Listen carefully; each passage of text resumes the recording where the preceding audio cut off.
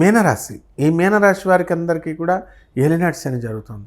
ఈ ఏలినాటి శని వల్ల మీకు అనేకమైనటువంటి కష్టాలు వస్తాయి. ఈ యొక్క పందాలు, మీరు కాసినటువంటి షేర్స్, మ్యూచువల్ ఫండ్స్ ఇవన్నీ కూడా లాసుల్లో ఉండడానికి అవకాశాలు ఉంటాయి. అర్ధాశ్రమ గురుడు చేసే ప్రతి పని కూడా 1కి 2 సార్లు చేయాల్సినటువంటి అవసరం. ఈ రకంగా ఈ యొక్క గురుగ్రహం వల్ల మీకు ప్రజాకర్షణ కొంచెం తగ్గడానికి అవకాశాలు ఉంటాయి. ఇంట్లో వాళ్ళే మిమ్మల్ని సరిగ్గా అర్థం చేసుకోలేకపోతారు. మీ యొక్క మేధావితనాన్ని అర్థం చేసుకోలేక మిమ్మల్ని కొంచెం కించపరుస్తుంటారు. కాబట్టి ఏమనుకోకండి.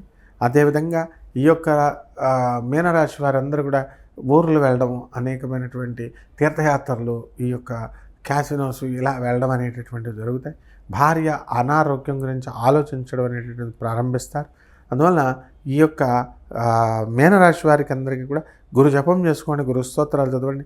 గురువుకి కిలోంపావు మినుములను ఆవుపేట రంగు ఉన్నటువంటి వస్త్రాలను ఇచ్చి పేద బ్రాహ్మడికి మనం గురువారం నాడు దానం చేసుకోండి. దశ మహావిద్యల్లో ఒకటైనటువంటి ఈ యొక్క తారా అమ్మవారి యొక్క హోమాన్ని మీరు మీ ఇళ్లలో మంత్ర జపాన్ని చేసుకోవడం ద్వారా బ్రహ్మాండంగా ఉంటుంది. శుభమస్తు.